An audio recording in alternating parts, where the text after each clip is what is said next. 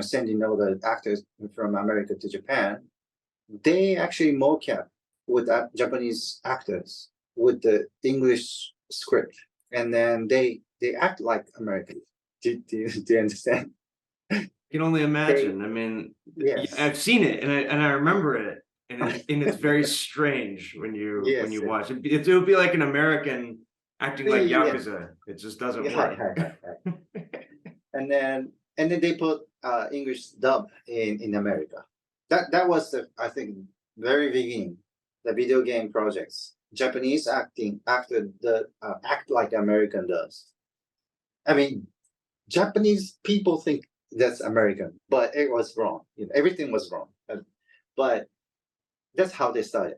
Now, the second term, they hired a English-speaking actor in Japan who lives in Japan, but actually those people are not professional actors. They like a daily work is teaching English in Japan or do the model. So they call them and then shoot all the mocap with all those people. That's why the video game cinematic is still not quite there yet. The quality, like audience, European people are not really. I believe they're not really. They know, oh, that's okay. This is Japanese video game. I know, or they even enjoy with all those actings, I guess.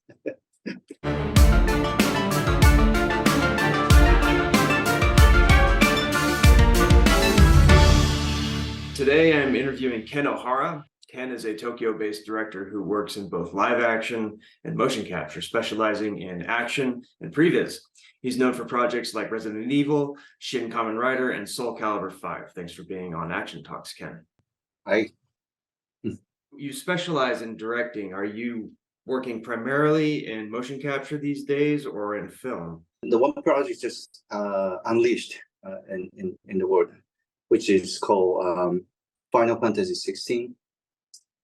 I was the director for the cinematic for the part of sequence, not the entire sequence, entire like an episode. Like I'm just like a couple episode directors. That was a great experience because that was my first time working with the Square Enix and their system, and then also that was like COVID-19, so I had a Zoom meeting, talking to game directors, scenario writers, and then I've done. I've started from a storyboard, and then after finish all the storyboard, like green lighted with all the teams, like game developer teams or like a 3D environment team and FX team. That's good to go, and then finally, I could meet all the team in Mocap stage, which located in their company over Shinjuku. The Square Enix has like big buildings, and then they own their capture studio. So I went there. I saw their like a system, like a large volume, nice props and markered weapons, which I don't even use for my sequence, but I just keep looking at it. Wow, this is the game from blah blah blah, like Dragon Quest or whatever.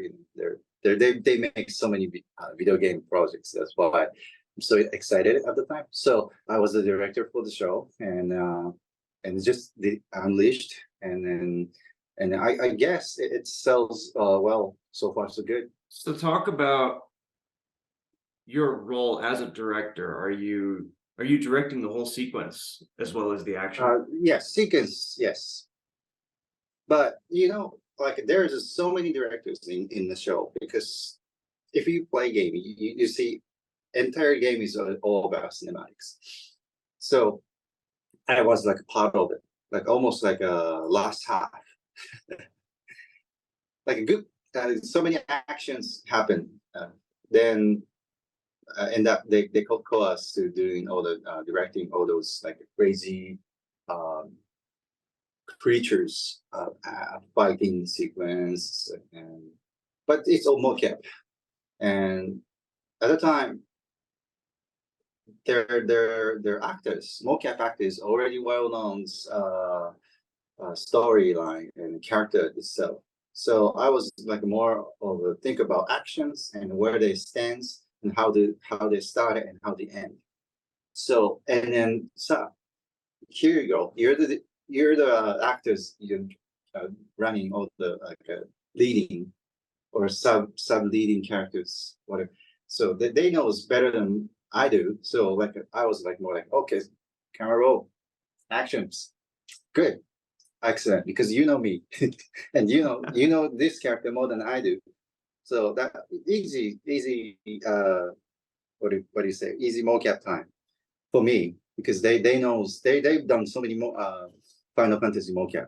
And is that where your role ends, or do you also get involved in any of the post-production Yes, camera yes. editing? Like yes, I do. Yes, the cinematic directors sometimes just let someone work on animation path, but for my like a special skill is I can handle all those mocap data and put into the 3D assets using Maya or Motion Builder, and then do all the layout. I could do all the camera work as well, and then edit it in the sequence, and then put all the sounds. And sometimes if they requested it just SC or VFX, I could do the pre VFX and pre sounds, like where they sounds come from. Like I can give them a cue for the explosions or anything. But for this Final Fantasy projects, I've done up to camera layout. So after I finish mocap, take all the data into put into my computer, and then all the characterize to the 3D characters. I mean mocap data to 3D characters, and then do all the layout, like A character starting with B, and B, jump to the air part. I need to animate it. So I do animated it, all the horse riding or whatever in there, and then put all the camera work in there, and put and then edit it using Adobe Premiere. And you said that that's a special skill that you have. Where did you develop these skills? That's a good question. That's a long story, but there's a first time I learned the cinematic for the video game. It was from mocap productions. But for the mocap production is more like live actions. Human put all the mocap dots, like we call marker, and then capture it. So after all the mocap data done, I was nothing involved at the time. That was like my first video game project called Devil May Cry. I was helping them for only production side, like live productions, I'll say. And then after several times, we've done Devil May Cry 3, 3.5, and 4, and now we know what's mocap. So now we want next step, edit process for mocap data. So we had a pretty interesting time was Resident Evil 5. The Capcom, they asked us to produce all entire cinematic sequences, which is we need to take care of post-production as well, right after the mocap. We know we can't do it because we don't know, but somehow we got lucky. Capcom team says it's okay if you don't know, but that someone else can handle it. You can coordinate it. Okay, I'm able to find someone knows it, and then at the time, the James Cameron was shooting Avatar, and then my friend, my boss, Ruben Langdon. I don't know if you heard about his name or not, but he was on the sets in Avatar as a stunt. So he took all the people from the sets, and that's how we started Resident Evil 5. That was a very difficult time because we don't know any words about computer graphics or we don't have any tools, and we never touched the tools. That was pretty tough time that to try to learn and try to work like no time to learning. So everything was happening all in once. I need to learn at a time, and then I do it right away.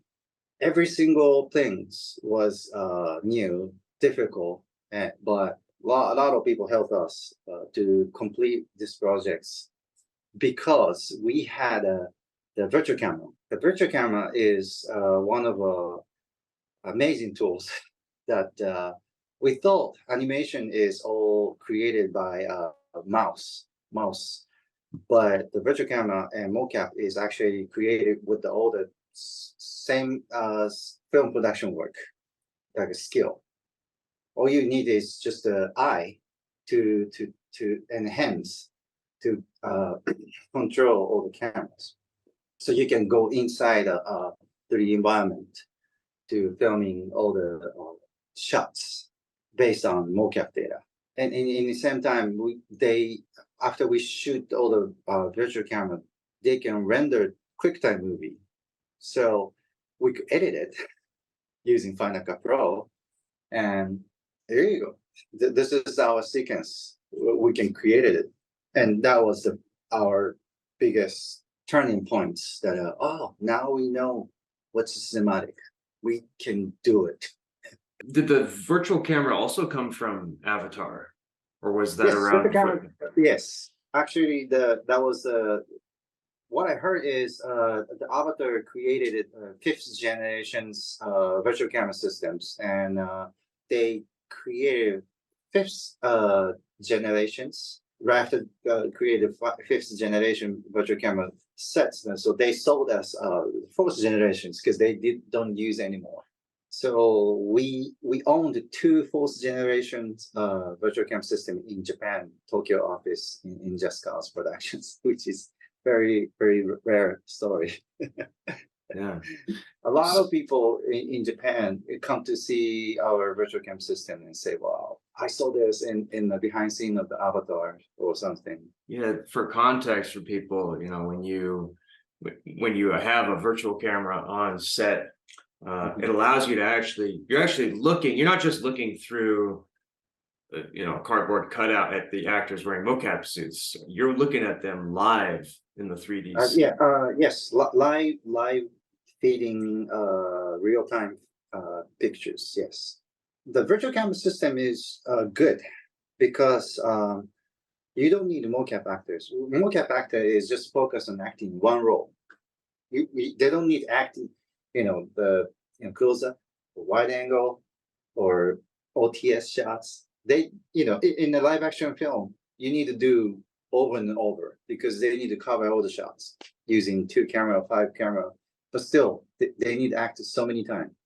But mocap is just one motions, done. If they do good acting, then we can take all the data home and do the both virtual camera, the playback video on times, just recording. So that was actually great experience. Because if live action shoots, if you finish all the one-day shoots, you can't no longer you can do the same sets and shooting because it costs money. Call everyone's on the sets, but mocap you can do no limit until maybe power's down. Yes.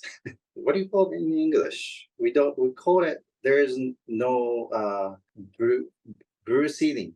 The sky's the limit, I guess you would say. Yeah, the sky's the limit. That's what we would say. Yeah. The nice thing too about virtual cameras is that if you mess up your shot, as a virtual camera operator, if you're shooting video with stunt performers and your stunt performer falls down but you miss it, you have to ask them to do it again. Yes. Right? Do you have to do that with virtual camera? No, just one motion, and then they can even hit the nice cushions.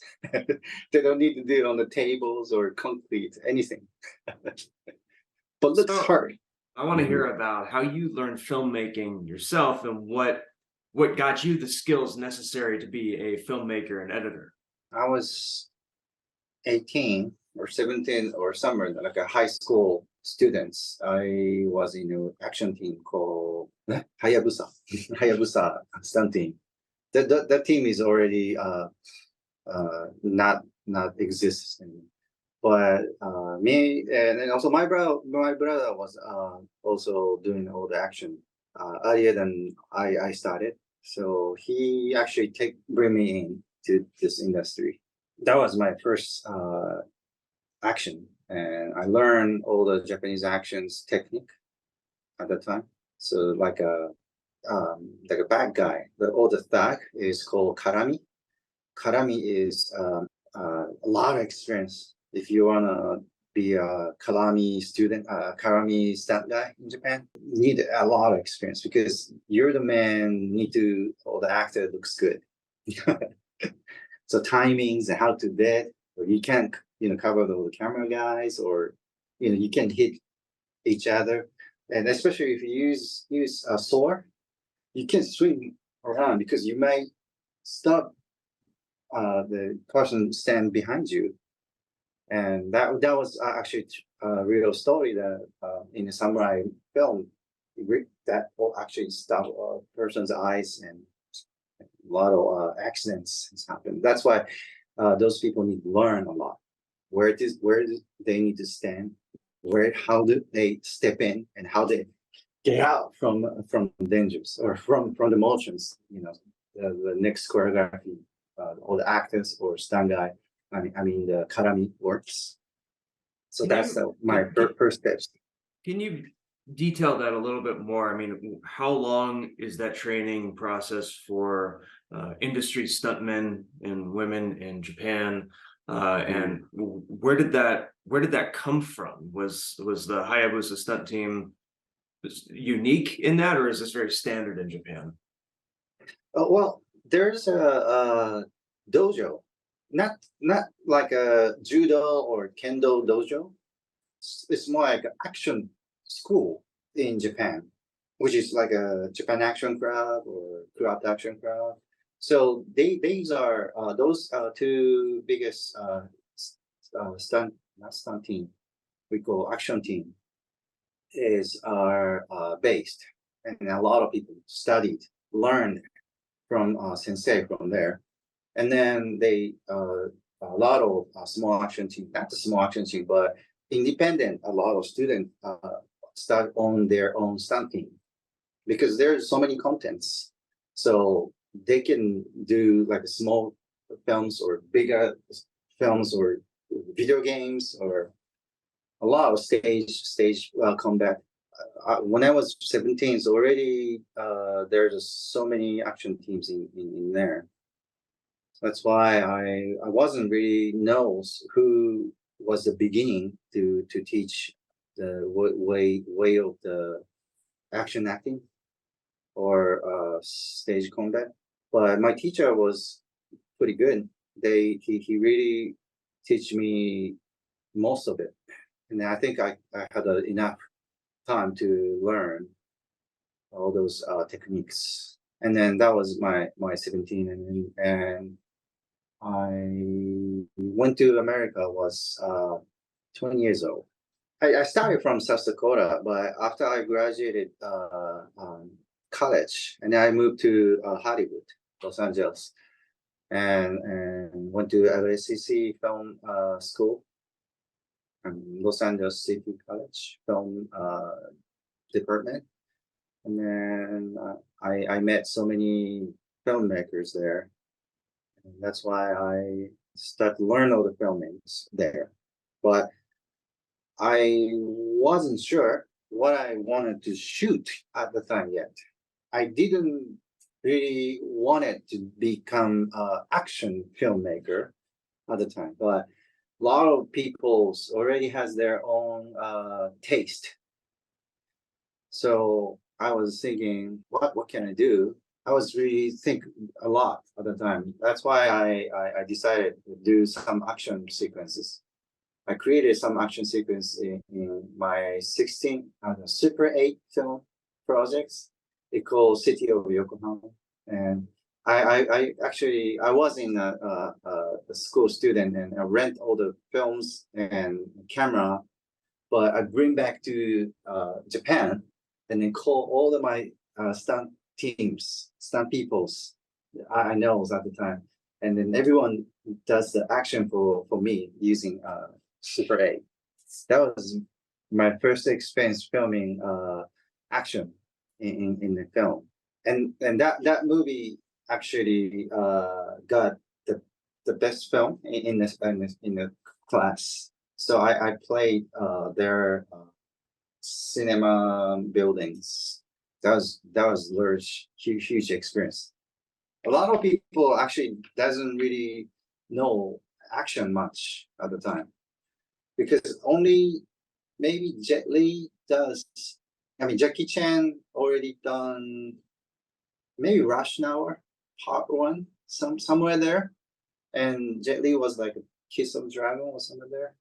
So not many action films in America yet. So what happened next? I've seen your picture on the Zero Gravity website. Tell us about Yes, sir. tell us about joining that. Yes, Zero Gravity. It was my first friends in America. I was the first day I moved to Los Angeles. I had no friends, no relative, nothing. I was just myself. So I went to Best Buy to buy TV, and then their screen play some action sequence. Wow, good. They do good. I know they're not doing professional film, but I can tell they're using like a VHS camera and do all the flipping, and then hardcore stancing on the concrete, and then at the end their credits say zzstunts.com. So I had no pressure, nothing. I just called them, email, and then they reply my call in minutes. So we decided to meet Carrie at the time, and Carrie just trying to introduce me a lot of people. At that time, they were shooting some different episode of their own action sequence. So they told me, call me in for the camera, and then I told them that I can do edit as well. So they actually gave me a lot of opportunity for their shows. That was my first time involved, and then right after know each other, and there is a one action training school they opened over CBS studio called Action Cinema Training, ACT. That was one different organizations. There's a Samhan Kimpo, actually. He's one of the regionally action actors from Hong Kong. He shot a film called Medallion, and the Medallion action team was trying to open up the stunt action teams called ACT. So Zero Gravity and ACT met at the time, and then they all study and learn and training together, all the stunts. That was the biggest change, big movement, because we wanted to teach Hong Kong cinema actions and then mix with the Japanese actions to Hollywood stunt team. So we invited a lot of martial artists or stunt people or young teenage Caucasian peoples or Black peoples, and we all learned together all those Asian cinema action fighting technique. So you've come from Japan, learning how to be a Karame, a background action stuntman. Then you've worked in America doing these very kind of indie action films with Zero Gravity, and now Sammo Hung is bringing Hong Kong style action. So you have all of these things kind of combining together. What did you bring from Japan? What was from Hong Kong? What was American? What was the mixture like? Hong Kong is, because I met so many people, is the Hong Kong players are always has what do you call, like a champion skill. Like I'm Wushu 2000 blah blah blah champions, everyone comes from mainland China or Hong Kong or Taiwan. Everyone has a great title, champion of something. Did you know? I don't. But Japan actually no. If Japan, for example, karate or kyokushin karate or sumo or kendo, judo, whatever, if they own black belt of the each Hakutogi martial arts, but they don't do stunts. they're fighter. They're fighter until they retire. So there's nothing really connected between actions and martial arts in Japan. That's why I think we have action team trying to learn, to teach those like action cinema, how they action in cinema, probably, from my knowledge, yes.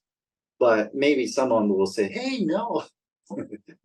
Maybe Kurata-san has a black belt. I don't know.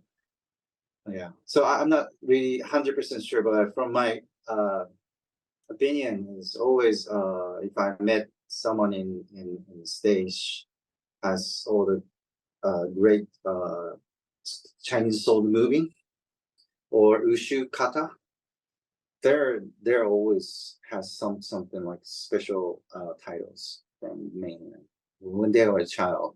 But Japan, if I met Japanese guy in America on the sets, there's always we always talking about where are you from, which team, which sensei you teach you how to do the actions. Oh, you're from Henshin, or Henshin, like a Power Ranger or Kamen Rider type actions, and then also samurai and ninja.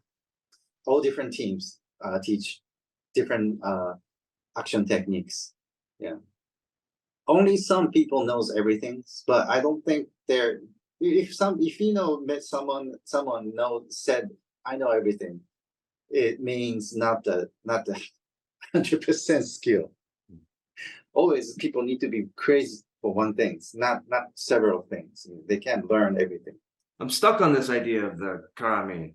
When we talked, you said that it's something like they train for a year to be Karame, just so that you don't mess up as a background actor. What I always tell people is that if you watch any of the stuntmen in old Chambara samurai films, if you watch any one of them, they're all very good. And you can just watch one guy in the background, they're very good. And you don't quite get that in Hong Kong action movies. You watch the background guys sometimes, they're just kind of moving. They don't quite have the same emphasis, I guess, on the background actors. Maybe that's because the filmmaking styles are totally different. Japanese films, there's a little bit, the camera sits there a little, it rests there a little bit more, whereas in Hong Kong films it's a lot more cutting. Were you able to bring those skills to the ACT training academy? I actually had a pretty lucky day at the time because I know how to film as well. That's why a lot of people are like 20 something or before 30. At the time, they knew everyone needs to have their own demo reel, right? I believe you have your own demo reel as well, but that was just started at the time. Not everyone had. Everyone had a nice headshots with the training resume, like a kickboxing, blah blah years, or learn from blah blah blah. But actually, if I aim the camera to them, they don't know how to act. They got skill, but they don't know how to act. They don't know how to use their skill in the frame. That's why I teach them from there. Or I still learning from them too, because they do really crazy motions, which I never see it, and then I can't do it.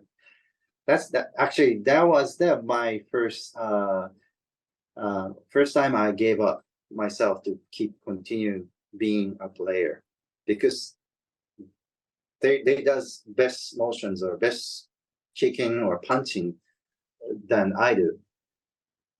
They could do 3 times flip and back spinning, 720 or whatever. They do special move. They got different gravity than I do. So I just end up with I decided, stay behind the camera instead of in front of the camera. Only when people require a samurai, then I do. There was one film called Devil's Dance, which is there's one location got all the ghoul show up in I think a strip bar. So guy, there's a one from till done from the hell till done. That the movie is just kind of similar. If you go dessert, yeah, go to strip bar and then drink at nighttime. All the lady turned out to ghoul.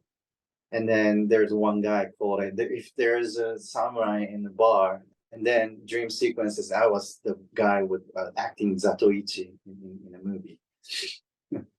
That was my first film, actually play in the American film, and then I got the first opening credit for my name when I watched the movie in ArcLight Cinema in Hollywood.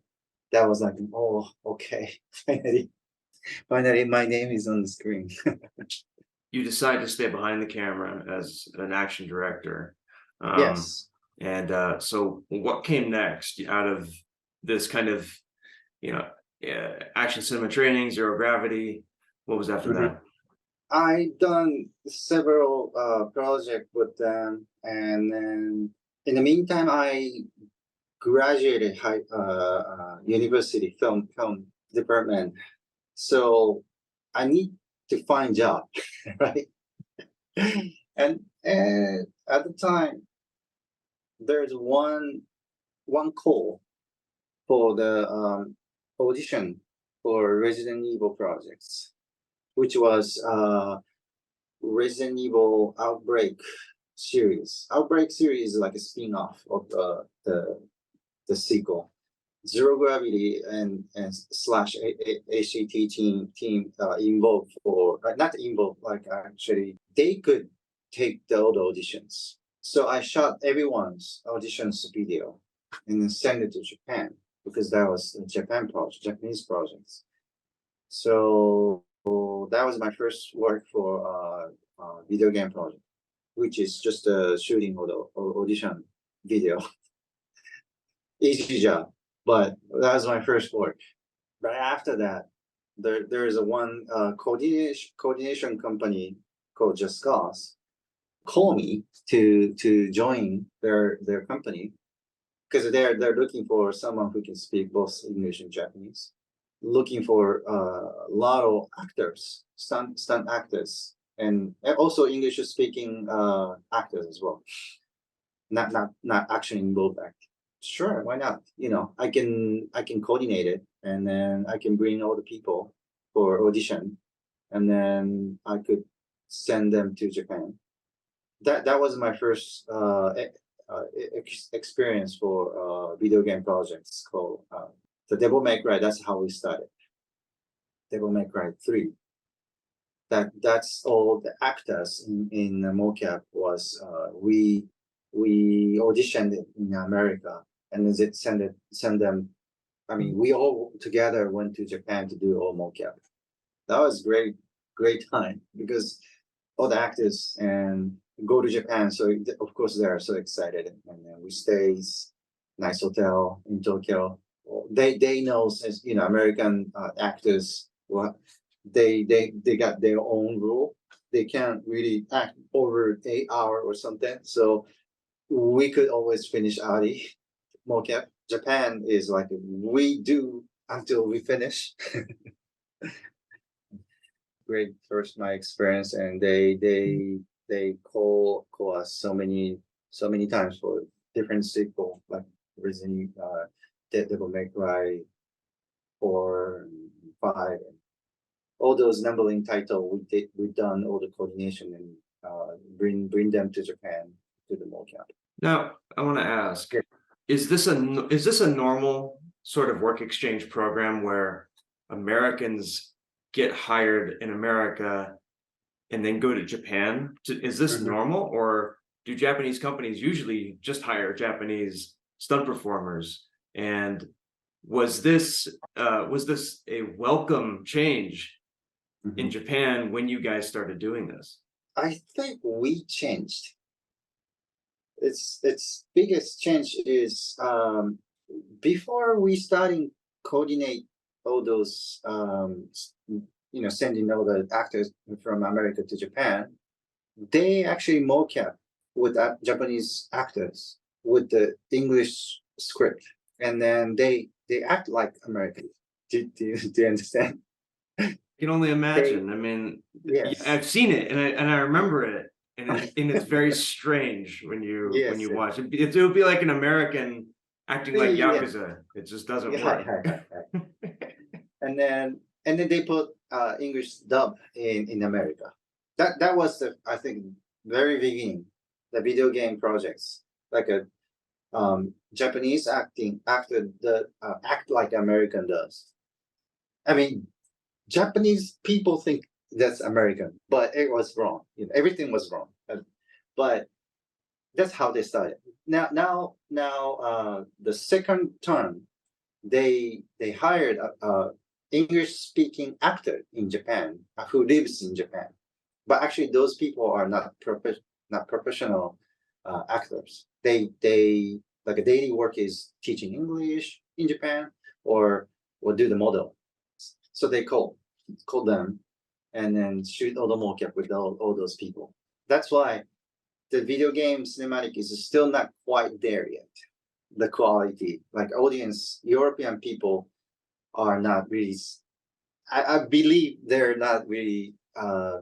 They know, oh, that's okay. This is Japanese video game. I know, or they even enjoy with all those actings, I guess.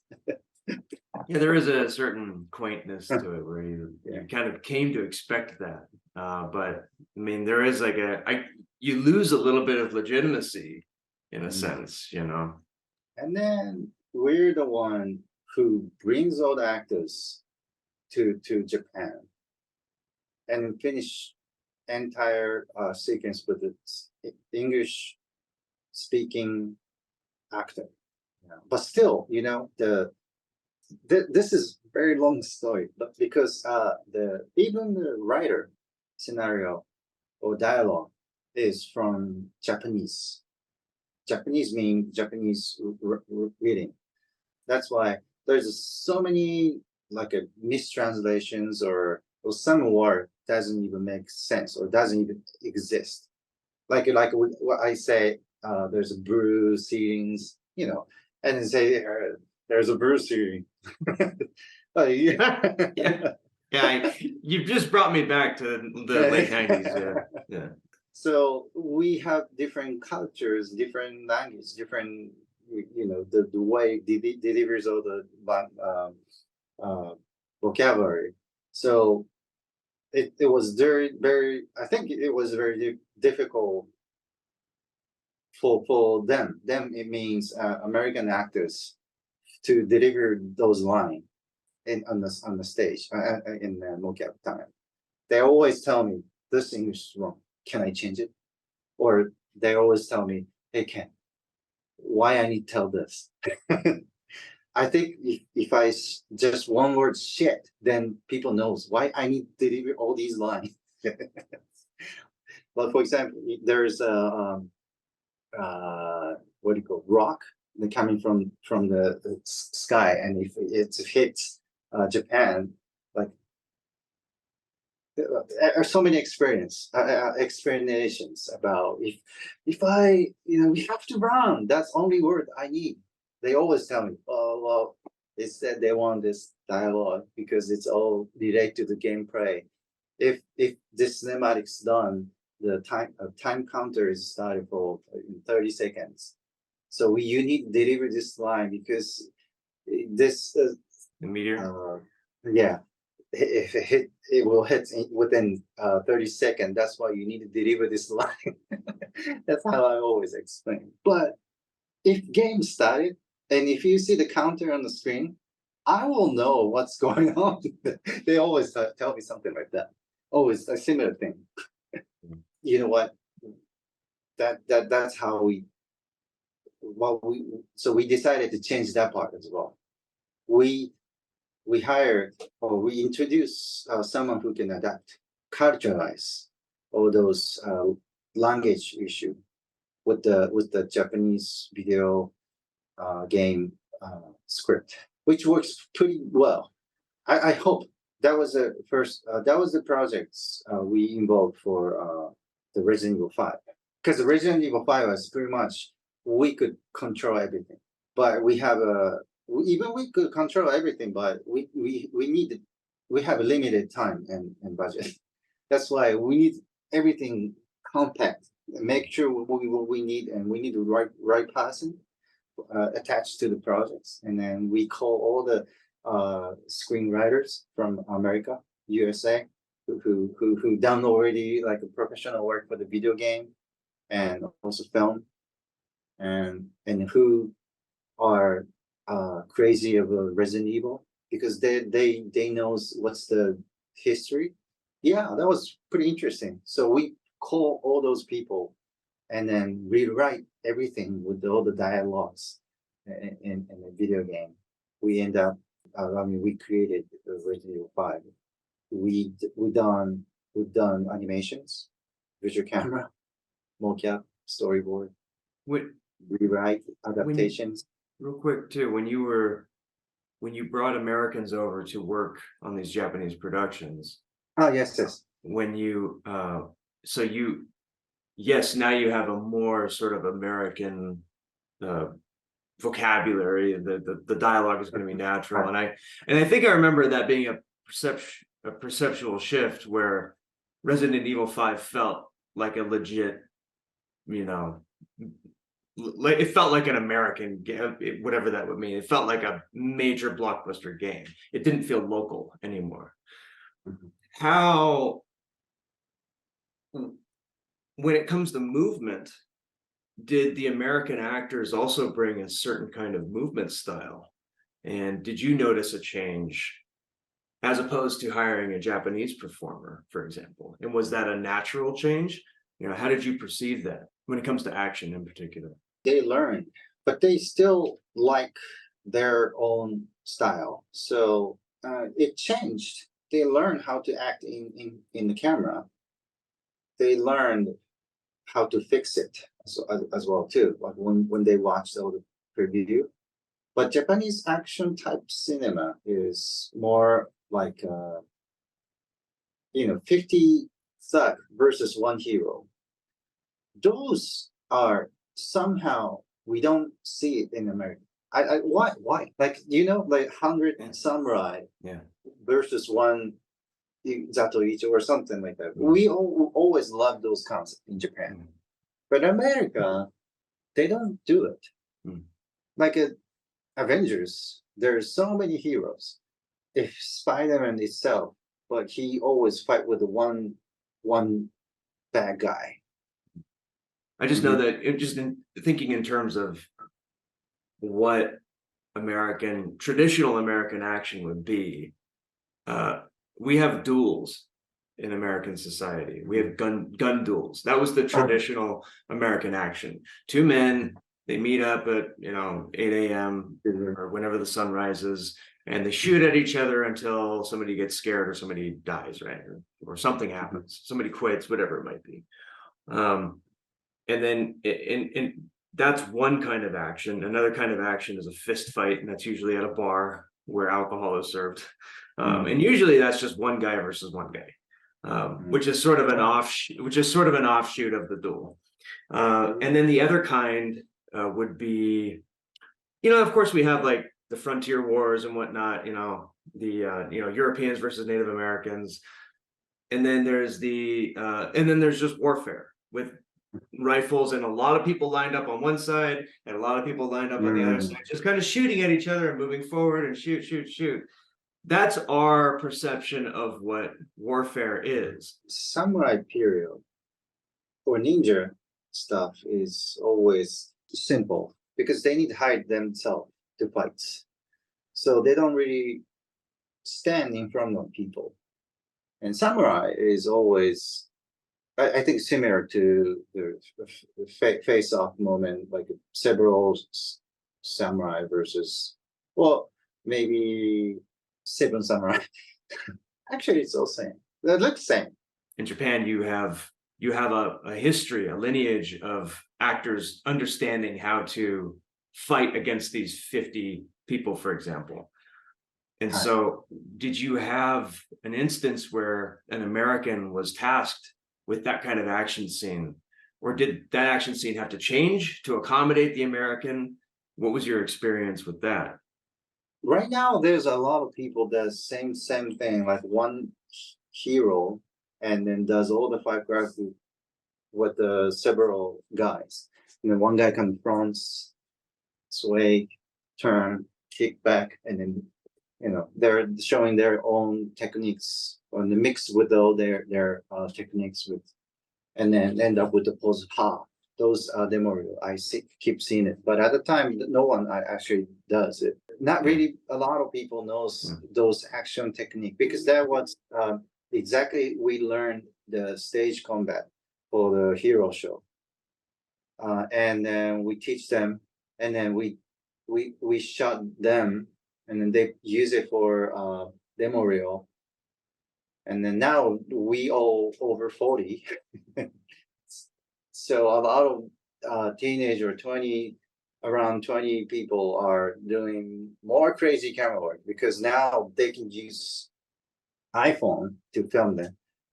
But before, there's no iPhone, no nothing, no digital tape.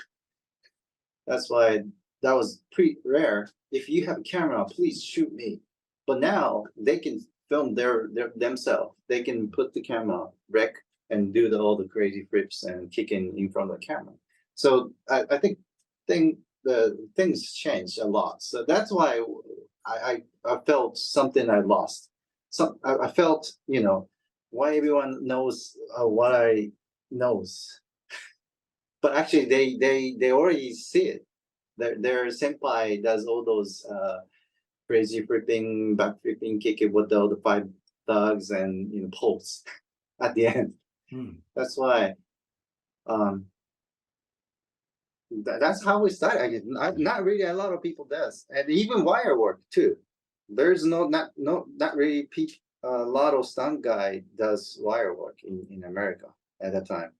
I bought harness in Amspec, and also there's one great harness shops in the Vegas. Climbing Suture. Karame Suture, yes. I bought all those harness and tech line shipped to Japan at the time. A lot of action teams in Japan, they own their harness is coming from me. During other time, I bought harness for Kenji Tanigaki-san, or even a lot of elder stunt guy, older than me. They got it all the harness from me. So wire work at the time in Japan, that was not common, is what you're saying. In Japan, yeah, Hong Kong does. A lot of Hong Kong team do wire work. So we learned from Hong Kong. We bring to America all the wire work. But Koichi-san, Power Ranger team, they did all the wire work for their Power Ranger show. I remember that was my first year visiting their sets. They're already using huge crane to do all the wiring. You worked on the Power Ranger series as well, and yes, you directed. Yes, I was the final seasons Disney was developing. After the Power Ranger project back to Saban, then I'm not really involved. But for the Disney show, I was a season 17 second unit director for the show. It was called Power Ranger RGP, something like that. When we talked the first time, Yes, you were talking about PreVis and how you started bringing PreVis into productions. When did that first happen for you? Yes. So I was a little too long to stay in America. That's why I had no relations with the film team in Japan when I back to Japan, because my brothers and a whole lot of different action teams are already working in the same industry. So if I go back to the same work, same industry, we need to just compete each other, right? So I didn't want to do that because they build their own history, and I did it in Japan, America. So I was thinking to do something else, something that I can help them, and then also I can help the Japanese film. I was thinking, maybe I know Mocap, and I know the way making of the cinematics. I decided to do the PreVis for one project, which is like a car commercial, a Subaru car commercial. That was a concept car. That's why they don't really ride on the street. They ride on ice burn or mountain or somewhere like it not exist. That's why they need to creative thinking. They need a concept board where they drive and how they end. So the story is all about the car is concept car. They just need look at the car looking good. So I put all the animations for the car, and then I did the virtual cam and edited it. And anyway, I put all the car commercial previous, and at the end, the commercial directors uses pretty much 100% what I've done.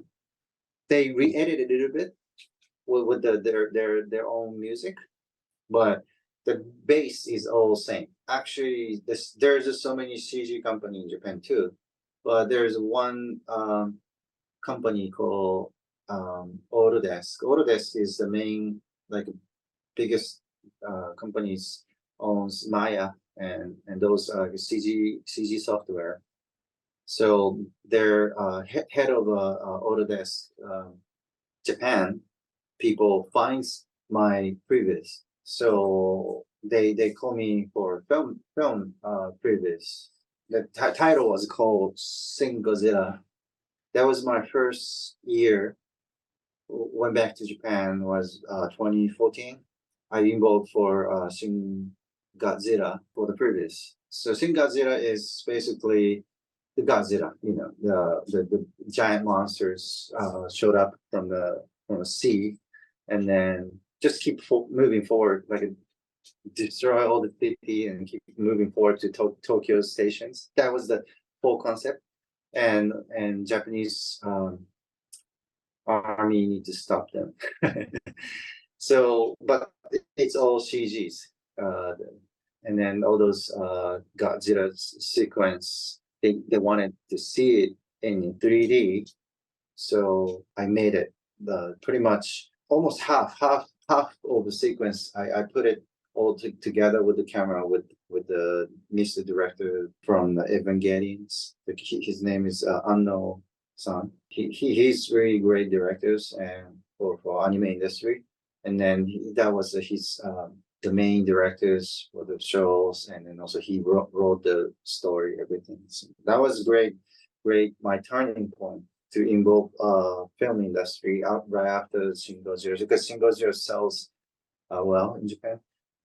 I don't know why, but in Japan it just sells well, and then that was kind of biggest beginning that I started involve all those like the giant money shots sequence with all the CGI monster. or CGI battle, like billion of fighter versus billions fighters against with the like super wide shots in China, stuff like that. Like Kingdom. I don't know if you heard about it. The movie called Kingdom. Those are I also created the sequence with all those giant fight sequence. When you did Shin Godzilla, and you're deciding on camera angles, are you using a more Hong Kong style filmmaking method that you learned in America, or are you using director's filmmaking method? Like, how did you decide on that? For the Shin Godzilla, it was nothing. It was more like the skill for the video game cinematic technique. But for the Kingdom or the different film called Fable, those movies, it has movie titles. Those are more fighting sequence. That's why I know the best camera work, best angle for those motions or action movement, and then also the CG camera work. It's depend, but a lot of people likes to do some crazy CG work, like stop motions or one camera work with like a lot of fight choreography, like punch and the camera turn this way and shows a face and next kick. I put on put all the camera wise and go inside mouse and whatever crazy camera work sometimes they require, and I can do that way as well.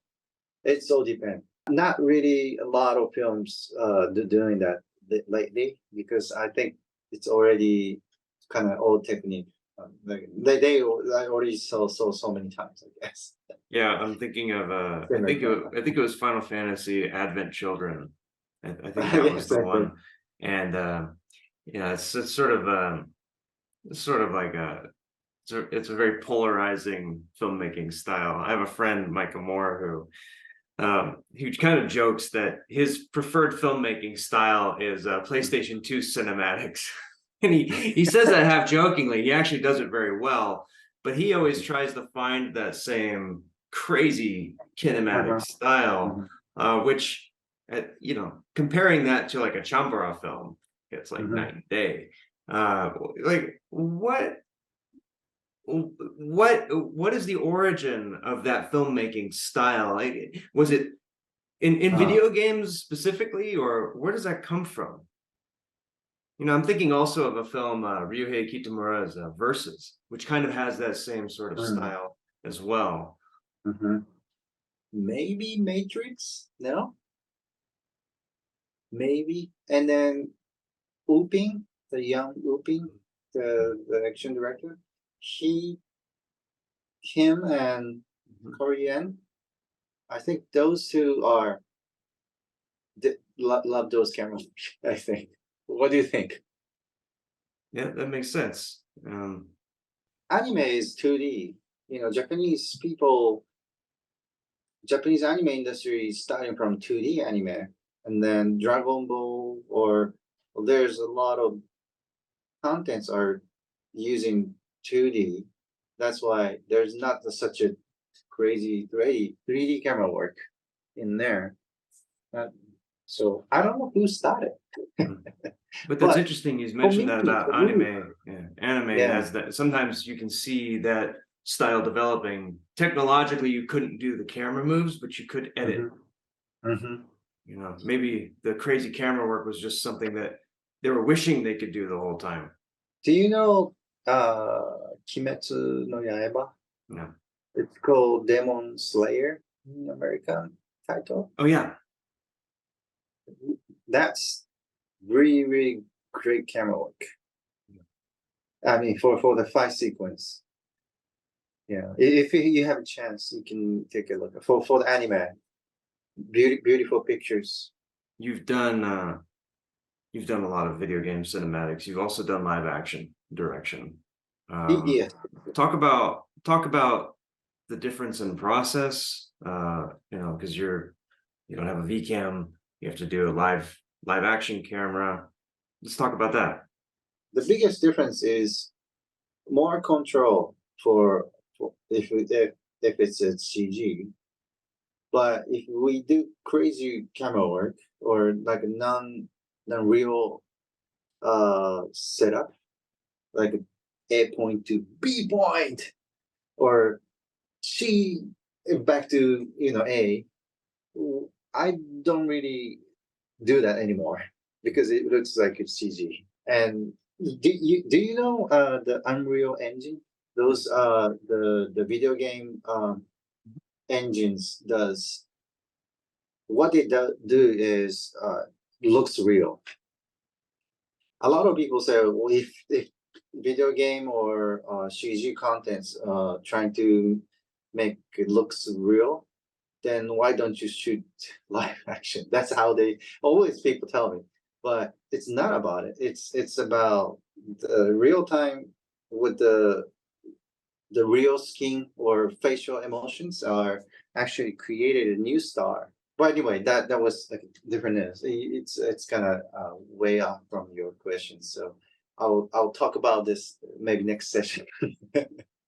But I started from live actions. That was good things because CG people knows only CG. They learn different. They don't really punch the sandbag or kick a sandbag, or they don't really have a katana in their life.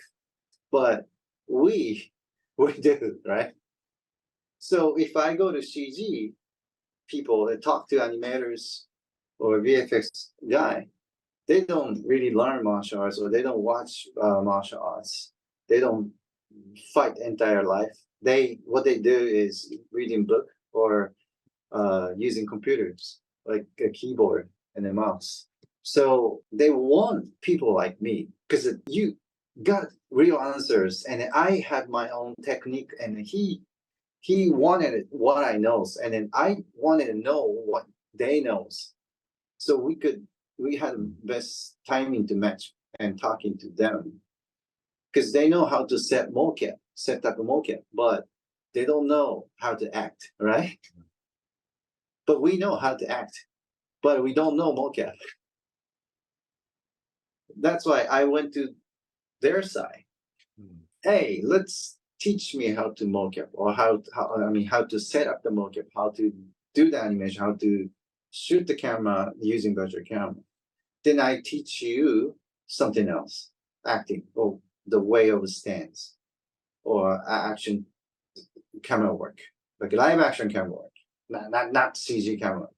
Because if you see their layout, you can find a lot of mistake because they're based on window, like a monitor, like an OTS shots, right? For example, but sometimes their camera is moving really crazy. We don't do that, but they didn't know. Well, you also can't do that in live action, right? It's just it's just difficult. Yeah, but they always something looks real, right? That's why they created real game engines. So they always looking for something real, even camera work, because camera work is fake. Then people will say, "Oh, that's CG," So they always wanted somebody involve those live action people in the CG. So that was the best time I meet them, and we kind of learn all together. They teach me like stuff, and I like the way of the set up the camera, and then the way of the lens is always difficult to learn for them, because if you want to go closer, they move camera closer. But I said, don't move the camera, use the lens, like a focal lens. Yeah, those stuff I teach them. Because if you move a camera, everyone needs to move. That's how the live action does. Yeah. Do you think that when it comes to anime, did anime directors bring in specialists as well from live action in order to set camera and design action? Was that the relationship that was established in anime already? Yes, and also lately Uh, you know, anime director became live action director too. That's happening in Japan. I don't know, America does too, right? It's like a VFX Yeah. people now Yeah. shooting new King Kong film, right? Yeah. I think I thought, yeah. So they're always close Yeah. each other. And that can Across is a pretty close yeah. relationship. And that can be good. Sometimes it can result in movies that don't look like movies. It's just it depends, obviously. And I've seen disasters go the other direction where a live action director is tasked with doing a motion capture fight scene or whatever it might be, and they're worried about making sure that the VCam doesn't see the crew. And you're like, how do we explain this? You're not going to see them. Like we did a project where a director was directing the motion capture cinematic, and said, okay, so now we've got the shot of the man running. Okay, let's do it again, but now from a different perspective. And I said, well, you don't need to do that. You just play it again on your timeline and set a new camera. And it's just a different way of thinking. So do you think then that anime directors are sort of well prepared to do live action? I will say yes. They always wanted anime team involved for those shots. So they do well done storyboard. And then even for the shots, you can see all the small like props. They always move a little bit because they feel that's wrong. And they got their own pictures already because they can draw. Anime people can do that. That's why every single like a degrees they change or even chair need to be this and that. I saw those people in Japan. They really care about shots instead of acting. Yeah, that's an actor. I've had a director who came from CG, and I'll just say it. I don't know if he came straight from CG, but when I was doing Mortal Kombat Legacy, when we were doing a scene, and we did a scene, it was very difficult. It was a very difficult dialogue scene for me, and we did it as a long scene. And I looked at the director and I was like, "Was that okay?" And he said, and he stopped. And he said, "It was okay. I think you were just a little bit too far to the left. Go to the right a little bit this time." And I was like, all right, I'll just do it the same.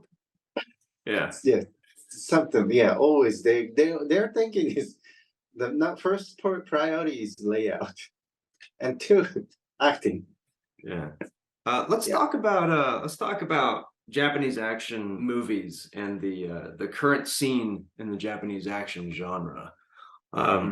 You've you've directed some films, or you did Fable, for example, with Yes. Hokata. Yeah. Talk about that experience and working with doing Japanese live action. No, actually, I was involved for previous. I didn't Excuse really me.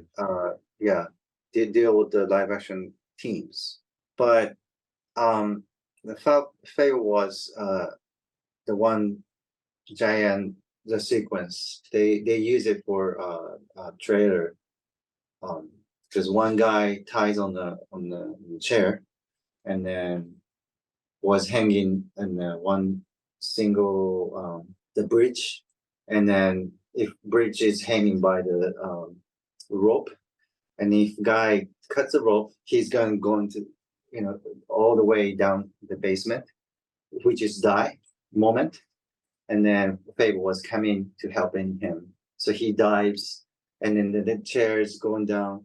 He grabs the chair and then smash to the wall and then saving him. That was kind of biggest sequence. I helped him find out camera work and edit it together. So I didn't really communicate with anything. It's just all I need is just create it based on script, and director sometimes giving me storyboard, draft storyboard, not the like a super high detailed, because 3D environment is already changed a lot. Storyboard is just the ideas what's going on, but once if we face to the 3D environment, everything changed. That's why we need to create from scratch, like from zero, nothing, because 3D is zero. Put chair, bridge, person, mocap, action, they put the camera, lighting. So, the creating PreVis is difficult, but if you have idea in your mind, then we can finalize all the shots. So, I don't know, what was the question? Well, in that case, are you able to create a camera and an edit that's actually usable for the director, or are you doing camera angles where the camera goes inside the guy's mouth, like you mentioned earlier? Yeah, no, not for the shots, but I do it for you next time. Okay. Yeah. If you're asking me for live actions, I shot one movie called Setagaya Game. Setagaya Game is a short film, but actually it plays in America the end of July at the New York City. It's called Japan Cuts. It's one of the large film festival in America, Japanese film festival in America. And then I directed the shows, and I was pre-owner to they call me for playing my film. I want to go to New York, or just see the people how they react for my film. The airplane's super expensive. Then I done action sequence. That was pretty low budget, but I call a lot of friends and action body to do all the create all the fight sequences. The main leading actor, his name is Lazy. Lazy is do you know tricking? Tricking, that's like a flipping and tricking champion in I think worldwide competitions 2020 or somewhere there. So he does all the flipping, and he learned how to fight. So he mixed with the martial arts, tricking mixed with the martial arts. That's how we created all the fight choreography in movie in pretty low budgets. So no nothing, no lighting crew, or no sound crews. And what was your approach when designing action for that? Did you let him just do tricks and then put a bunch of Karame around him? Or how did you approach the action? Yeah. Yes, that was like very, very traditional Japanese action filmmaking style. One single guy with the thug fighting, no reason. There's a reason, but the main actors don't know, and the main characters don't know what's going on. So he doesn't want to fight, but without fighting, there's no way he can get out from the situations. That's how the delivers all those storyline. At the end, has huge the answers why he was being attacked. The reveal. Yeah. So you made a short film, and what is the action filmmaking scene like in Japan right now? What's the environment like for an action director in live action? Oh, is it difficult? Is it hard to find good talent? What's going on now? Do you know like a Jump comic? Yes. There's just so many like famous titles, like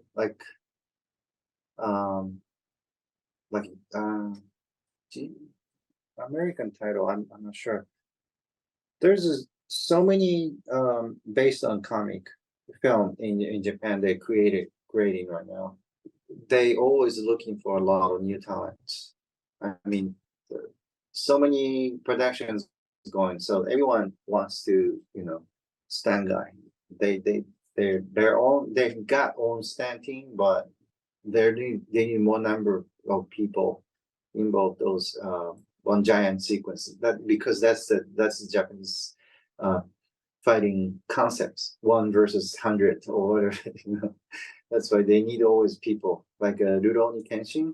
You saw Kenshin characters always 100 people cut. So if they shooting those sequence, there's no stand guy in the city. Everyone go to Kyoto.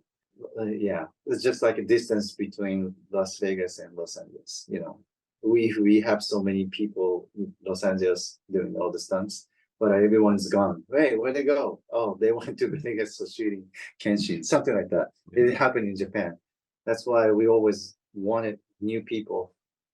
We need teach them to become one of our talents to doing all the actions. That's why the film that I directed, short film, is using all new face, new stunties, because they need to experience. So that's why we're giving you all those opportunity to acting in front of the camera. Where are you finding the new Japanese stunt talent? Are they coming from martial arts schools, or are they self-taught? Good question. We have a stunt gym in pretty nearby. And my brothers also lives pretty close, so we have our own stunt gym. But stunt gym, we call stunt gym, but not only for built for like stunt training. We open class for regular person, like how to train in kickboxing or jujitsu, stuff like that. And then sometimes we see young age generation people. So we ask him or her, or if you guys are interested in become in front of the camera, then we have special class too. So that's why if they want it, and then also it's sometimes it's good chance for actor too. Actor like new face actor, they don't have chance to meet the people. So after young age actor, people always come visiting us. I want to learn because I want to learn action because I want to be one of next season of Power Rangers or next season of Kamen Riders or something. So they want to learn actions, and if I teach them action like a 2 or 3 years, they become like a utility stunts. Like they because they know they learn all the action, punching and reacting in front of the camera. So why don't you come to my sets and then how to do those stunts instead of it's not an acting job but a stunt acting. Good experience for you, and then we need your help, and he also needs help to more getting involved in production from them. So we kind of win for each other. That's how we call a lot of people. I mean, they can contact us, and also we can offer them to become part of our team. And the easiest way is just call other stunt guys team. Can we borrow five stunt guys? Can we borrow another stunt guy? Once we work together, it's kind of family. They if I call them, then they can always come to help us. So you're training stunt performers. Are you also training actors? Yes. To do action scenes? Yeah. What's the process for that? Is it more of a physical training, or are you doing specific skills? It's kind of together, yes. Physical training / stage combat, yes. More like a technique, and it's difficult for remember the choreograph for the person who never done the actions. So we giving you our like a small steps. They know one setup, and then we put 3 or 5 different setups And then a lot of people actually don't know how to kick, because once they kick, they kick is the most difficult stuff that if you never kicked before. Beautiful kick is always need to learn, and then you need to more flexible with all the we stretch them as well. If you could design or create the next Japanese action Yeah. star, what would you teach them and what would you expect from them? We always looking for them because Japan needs action star. Japanese film industry needs new action hero like before Katsu Shintaro-san, or there's so many action star before, but now not many. I know Takeru Sato. He does good motions. I saw his action training video. He does all the action he done by himself, but he's not really focusing action. We need a Tony Jaa, Japanese Tony Jaa. Yeah, where's Sonny Chiba? I mean, Hiroyuki Sanada works in America now. We took him. Sorry. He did John Wick, and I don't know. Is he going to come back and do Japanese action films? No. So what's going on? Well, that's I'll call Japanese sense. It's really like gray zone. Audience in Japan, they always looking for the guy or the girl looking nice, skinny, long hair, Clean face. Hi.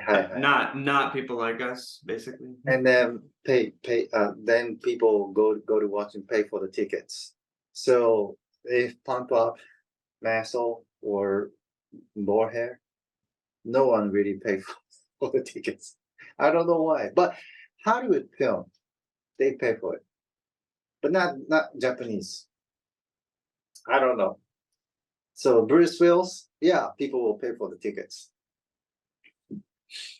but Japanese people, no. I mean, Japanese actor, if they're looking a little older, or if Nicolas Cage are Japanese, people won't pay for the tickets.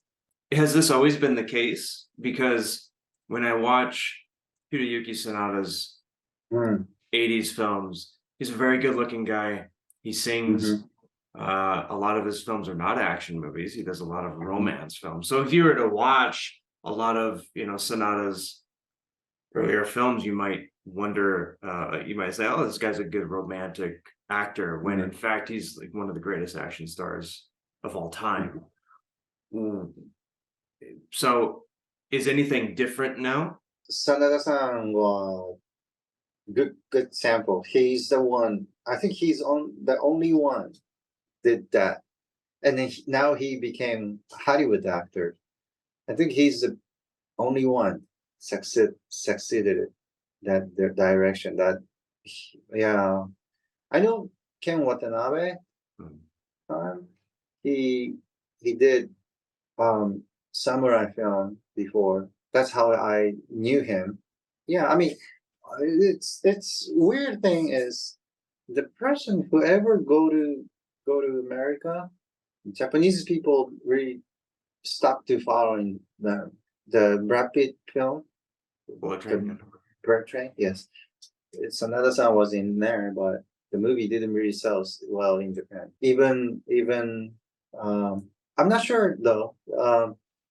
Maybe John Wick does. I don't know.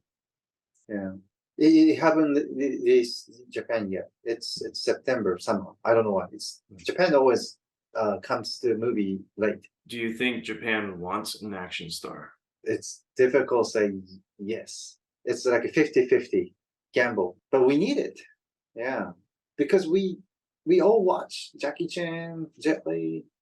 We all love Sammo Hung and American action star too, like Schwarzenegger, Stallone, or latest action film like Marvel series or whatever.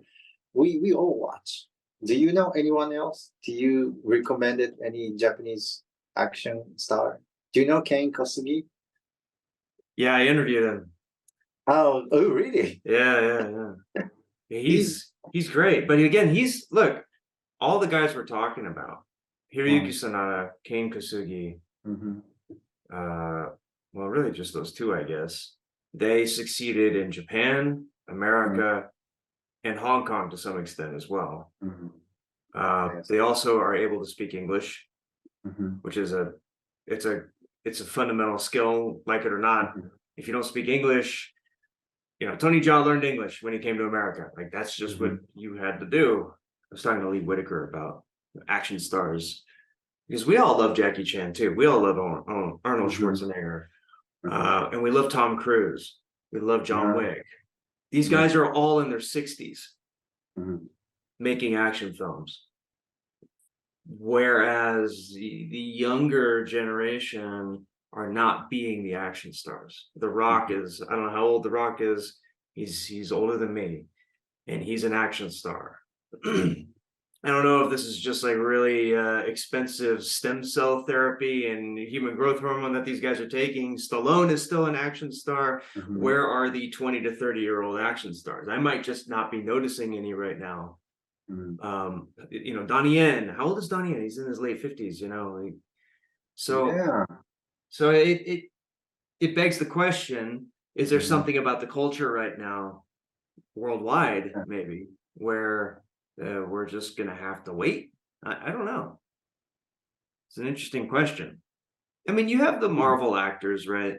But mhm, you were talking about the Jump comics. I mean, we have the same situation going on in the United States where these are not really action stars. These are people playing as famous characters. mhm, That's almost like the priority. Now, in the example of someone like Tom Hardy, who's a great action star, and also the actor that played the Spider-Man, what's his name?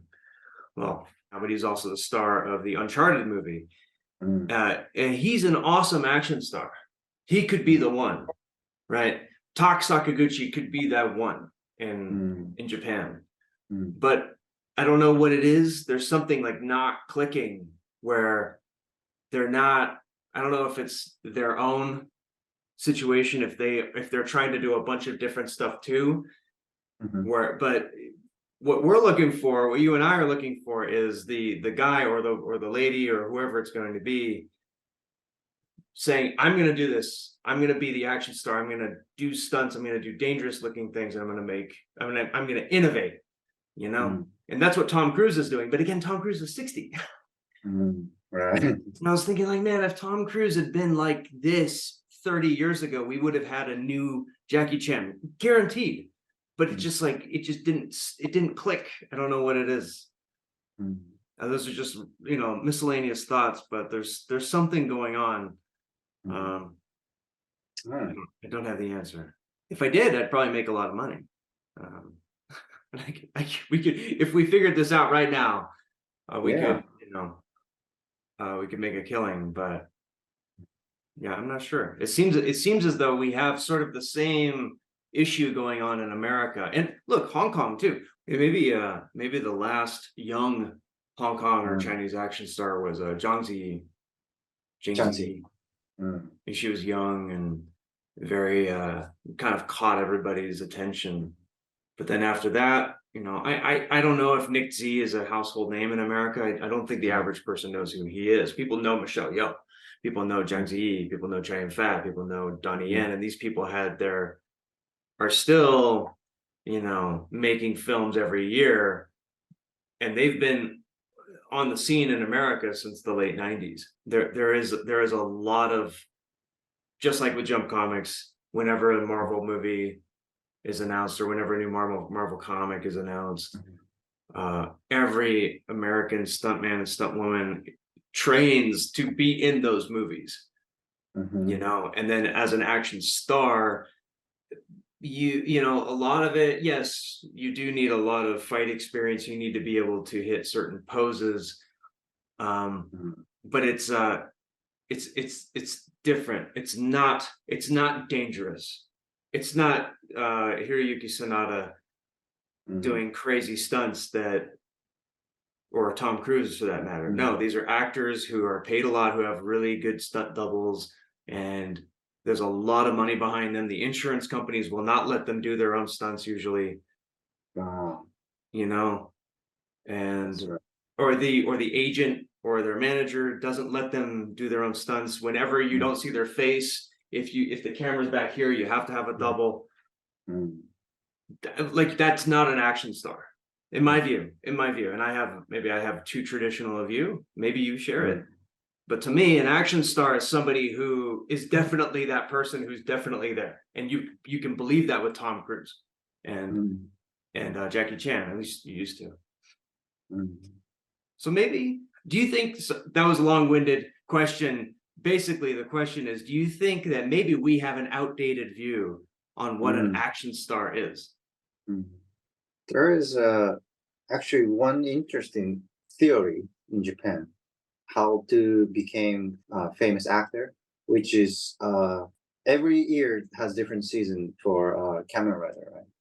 In TV series, TV drama.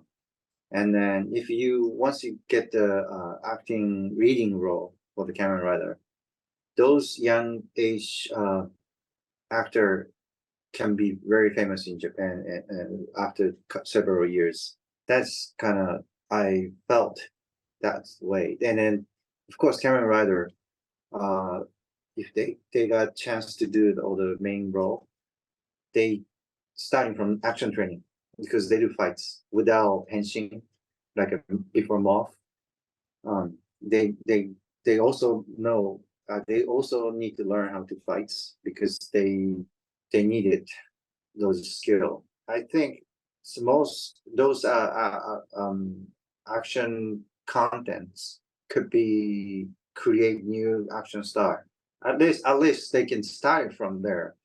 A lot even Takeru Sato Takeru-san, he's from Kamen Rider too.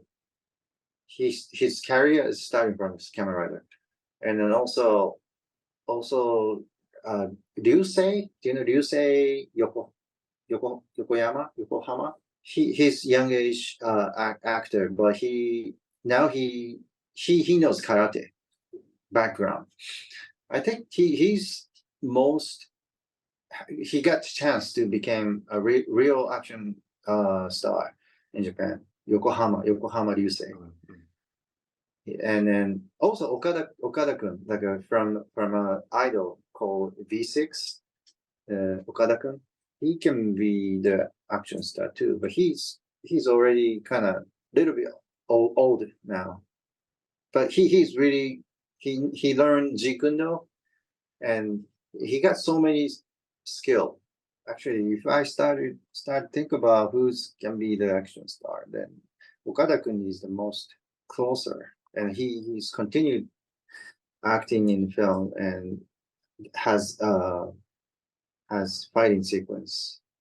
So what do you think it is that these stars share? What are the attributes that make them good action stars in your view? And first of all, there's your opinion, and then there's the general public, their opinion, right? And Well, what is it that makes them good action stars? The movie, like a smash hit, like a blockbuster film, like everyone knows what it is. That's the first steps that we need to create it. You know, I talked to Kensuke Sonomura, and he talked about how he has to make his action movies, and he has some great action, but he only has 2 weeks to make his movie. Yeah. How do you make great physical action in Japan? Do they give you the time, or do you have to just get it? Like, what can you do? Yeah, that's another problem with our industry. People are busy. Like they need to go to like a romance drama or TV commercial, or sometimes they sing in the TV show, like a singer, like idol.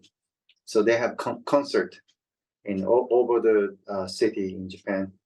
So we can't really book those people for just training 3 months and shooting, year or whatever.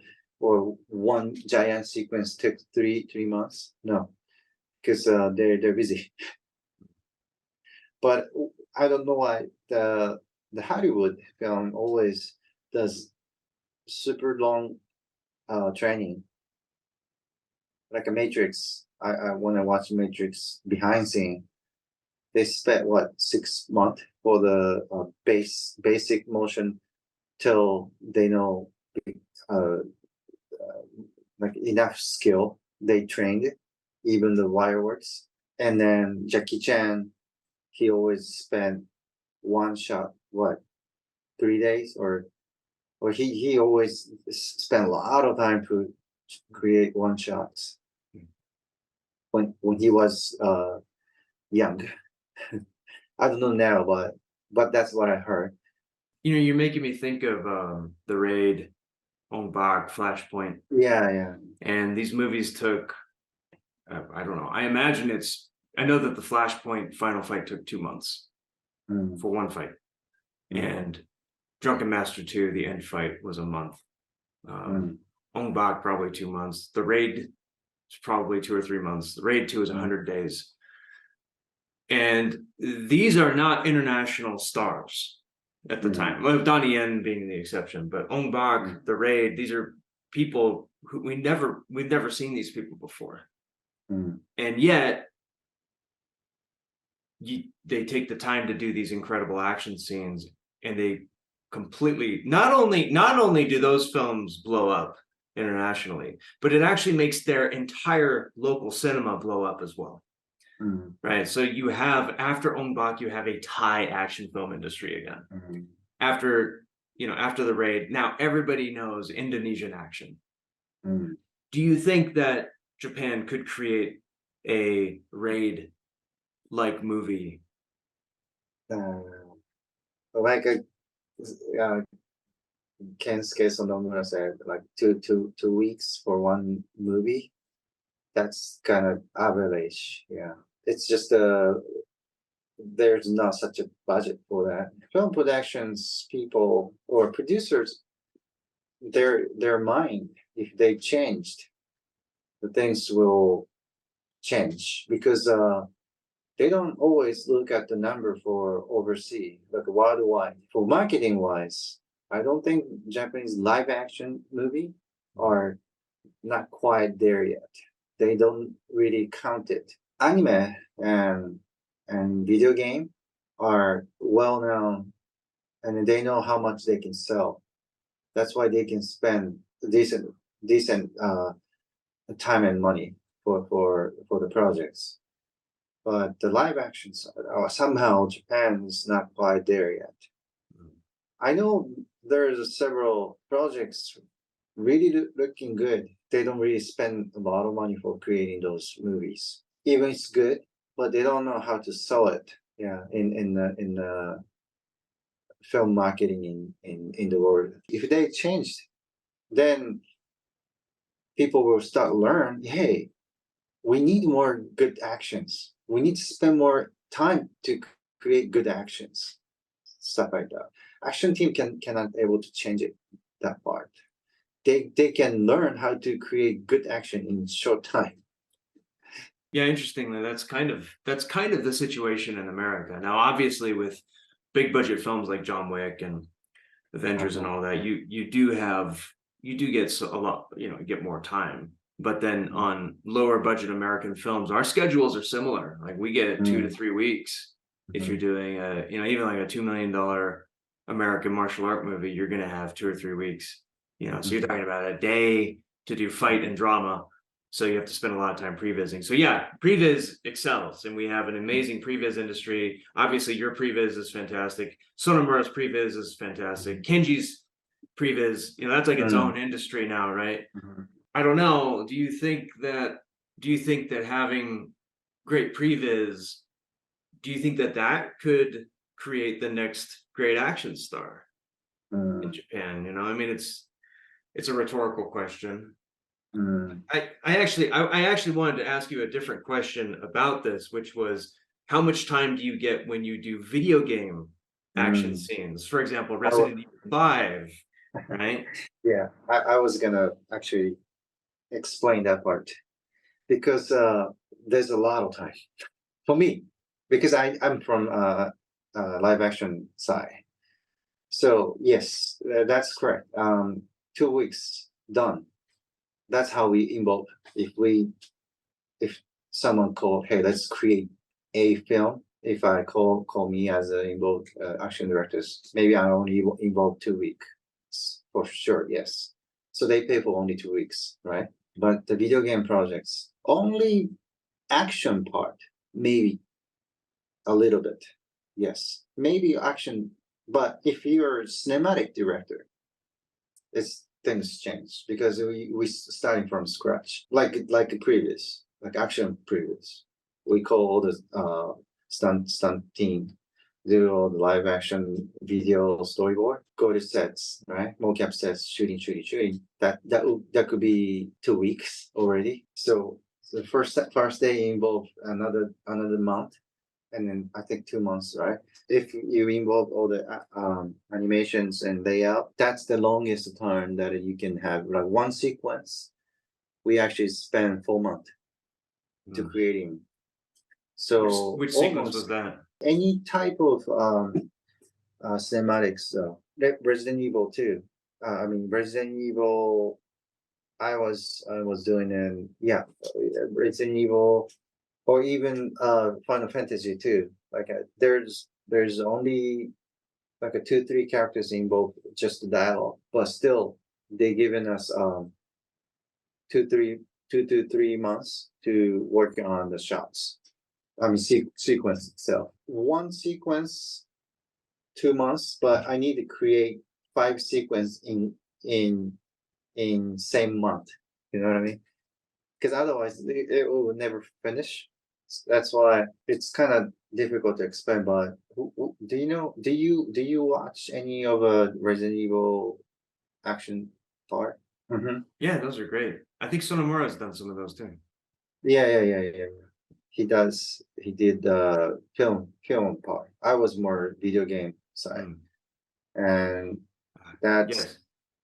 that's actually developing. That if a cinema starting from developing, you will really involve a lot of month and year for if CG projects. Only live action is not really involved that much on.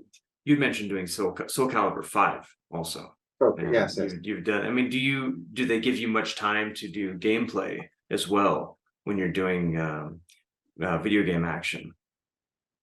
Yeah, yes, they show us, or they give us all the motions in 3D data. So we open all those 3D data and then look at them like a 360 degrees. We need to learn all those tricks and movement for each characters. They do based on mocap, but who reanimated it, those mocap data. So that's why it's like a super move. You never you can't really tell it's someone mocap, especially soul carrier projects. If it's a Garo Densets, do you know Garo Densets? Yes. Yeah. Yeah. Garo. Yeah. I know what you mean. Garo. And Virtua Fighter, those are all mocap based. But Street Fighters and but actually the Soul Calibur 5, they give us all data, and then also there's old numbering titles like 1, 2, 3, 4. They given us all the footage, so we learn from scratch, like what is critical edge. A lot of people already created crazy camera work, like right. So they always want something new, something better, something updated. So we need to present new camera work. So my best skill is using handheld camera. So past 1, 2, 3, 4 projects is they're all key animated, old camera work, and now I did the first time using the virtual camera. So I think whatever you got hits or character gets hits, camera shake is using my own camera shake. That's why you felt people able to feel it's real camera work, real shake, not the CG shake. Yeah, that's very cool. that's approaching them. And then if you aim the camera, you can touch those work too. But normally CG is three like a XYZ. Not really they using this work because they will hate it because all the environment goes to wrong particle or they always like to keep the particle. Is that a Japanese preference or is that a 3D animator preference? So I don't think there are many Dutch angles in Chambara films. Handheld Dutch. Like once you pan, like swing to the, like you tell me the Japanese film style, the Faro, the stunt guy, instead of keep the main fighter. Those once you follow him, you want to get the right angle, right? How they react. If leg straight point to the away from the camera, you want to like a roll dash to make sure his body is fit in the frame, right? Those technique actually CG people won't able to figure out. And if they did with all the keyframe animation, it feels like they follow the characters pretty well. Yeah, too perfect. Yeah, too perfect. But if virtual cam, sometimes almost frame out, but I catch him. Right. And if I catch him, but still I kind of pan too much and come back. That's I presented to them. This is real. That's a very interesting note because so this gets into AI, right, and machine learning, and how people are concerned about the human artistic spirit being sort of destroyed by AI, and AI is just going to copy everything we do.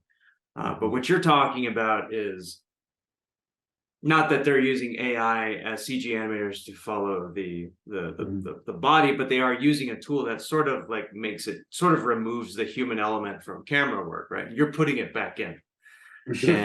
And what's interesting is that people probably notice that when a 3D animator follows a body perfectly to the ground, there's something missing from that. And then when you bring virtual camera and you kind of almost miss it, but then you catch it, it's sort of like when people watch that, when we think like, oh yeah, that's much more natural. I feel like there's a human doing this representing me. And I think that might be true also for AI. When people are so concerned about AI taking our jobs away, it's like, well, I think that people are still going to want the human touch on things.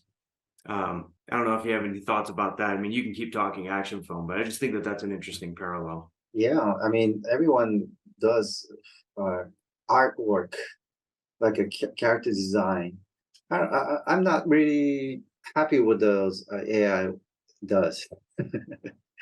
Because AI is trying to steal their idea because they learned from their pictures and then mix together and then render it out with their own idea. But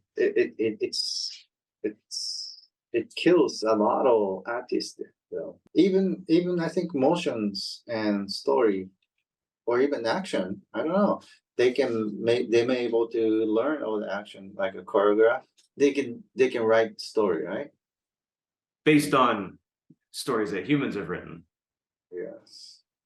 So presumably, if it learned action, it would have to learn it from humans doing action. So how can it make innovative action? Can it actually do interesting action design? I mean, I have a funny story real quick. I was trying to make people can steal this idea, but I was trying to make a fight scene against the Terminator. And I asked ChatGPT to help me design the action. And I said, okay, I'm Kyle Reese. let's do a turn-based fight scene. And ChatGPT said, okay. So I said, okay, I'm Kyle Reese. And I gave the scenarios, a bunch of tents. We're in an alleyway. I have a pipe, and you're the Terminator, and you're looking for me. I'm hiding behind a concrete barrier. What do you do next? And then it gave me a thing. It's like, well, because I'm a T-800. I have these certain weapons. I would probably do this, and I would shoot at the concrete barrier, blah blah blah. And then it was my turn, and I said, well, I would move out of the way. And I even asked it questions like, what is your weakness as a T-800? And I said, well, I've got a coolant system. You could probably cut that out. And I was like, oh, this is really interesting. It actually it's like the most informative Terminator Wikipedia. And it's helping me design a fight scene as a Terminator, right? And I thought, wow, this is cool. So I saved the chat and came back 2 weeks later or something. And I think ChatGPT had updated. And I said, hey, let's continue doing this fight scene with the Terminator. And it said, I'm sorry, I can't condone violence. I'm not allowed to simulate violent actions against people. So the Terminator lost, clearly. I mean, are people really concerned about this? Yes, but is the concern founded? Frankly, I don't think it is. I don't know. What are your views? The movie Point Break. Oh, Point Break, yeah. Yeah, if we started from the storyline from Bankrupt, I don't think they will give us any idea of how to do it, or killing people, or bankrupt, or stealing cars, or anything. I don't think they will give us any bad idea, right?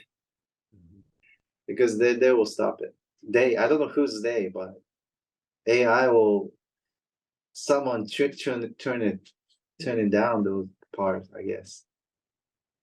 That's why our storyline will be the AI will not took our job. I'm as optimistic as you are. I am.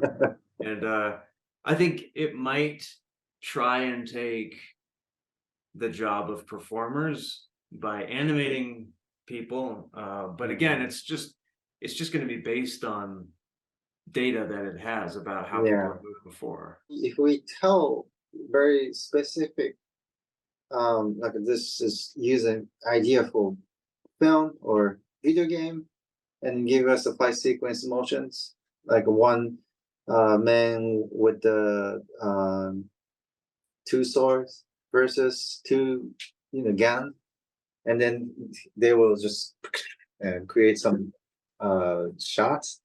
Then our job's done. We no longer they don't need us anymore. If they can create those fights. Maybe the average person. I'm more optimistic. I think that the average person will know that something's missing from that. Yeah, I hope so too. I wanted to ask one last question.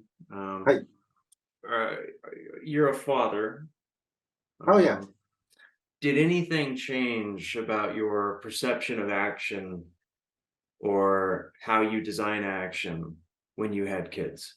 Well, actually, not really changed, but I haven't showed them yet because it's R-rated.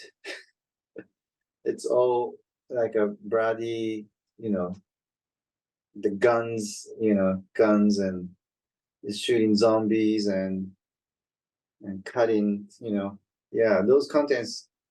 I wish if I could do some Pixar movie, then here you go, let's watch Daddy's film. But not yet. If they became, over 18 or 17, then I thought I could show my works. But funny things, it's PlayStation 1 and 2, so it old graphic, so they're not really interested in it. Yeah, that's how I felt. But my action, the visions and my favorite content is more violence, and then also noir style. You don't get anger or you don't smile. It's just when you need to shoot the heads, you just shoot the head with the cold face. That's kind of my style. I like those characters. Kind of like the Beat Takeshi. Hi. Beat Takeshi kind of. Cool. Yes. So I still nothing changed because that's my identity. Did you change? Did you how do you feel? Yeah, I changed. It's funny because I became when you have kids, you kind of become a different kind of guy. At least you should. You become more protective. You actually kind of understand these violent characters more. I enjoyed Taken when I first saw it, but then after I had kids, now I really understood Taken, right? Because I live in Las Vegas, and this is like the child trafficking capital of the world, and it's very easy then to imagine these worst case scenarios, and what I would do in a situation like that. It scares me. At the same time, I don't want to make those kinds of action movies to show them to my kids. I want my kids to see rope-a-dope. Yeah. So it's interesting. It's this interesting kind of two-edged sword, Yeah, I don't think so. I haven't shown anything of like those violent sequences yet. Yeah, if they said they want to play like Resident Evil, then I won't stop it. But yeah, but the age, if they don't understand, it's just the contents. It's just the story. Yeah, and I think the fact that you worked on it, you demystify it, right? Where you can tell them like, look, this isn't real blood, obviously. These are not, these two people fighting, you see them fighting, but then when we call cut with the camera, they're best friends and they go and drink coffee together. That's right. And then that sort of, I think, is that's a really important lesson for kids nowadays, to understand that media is fake.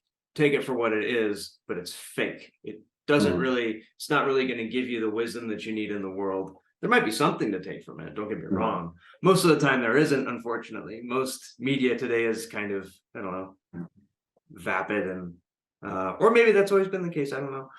But I think just understanding that context of being able to know what's real and what's not, and maybe you are uniquely cut out to be able to do that because you're there every step of the way. And I think maybe as action designers and stunt performers, we have some kind of responsibility to the youth to show that this is all fake. This is not how we actually solve problems in the world. You talk it through. Share, be kind, right? Daddy wouldn't really do this, Daddy would talk it through and call the police, right? This doesn't make a good action movie. So we've kind of worked ourselves into a corner, unfortunately, by getting into this business and then having kids. But I think now it's actually an opportunity for us. How did you decide to become like a fight man? What makes you bring action in your life? What was the turning point? I think a lot of us in martial arts and in stunts, maybe we sort of understand people more based on what they do than what they say. For me, I always had a hard time with verbal comprehension in school. So if a teacher would give a lecture, I just couldn't remember any of it. Somebody gave me orders to, hey, if somebody stood there with arms crossed and said, go to the kitchen, open the cabinet on the left and pull out the blue dish, I wouldn't even know what they said. Would not even be able to figure it out.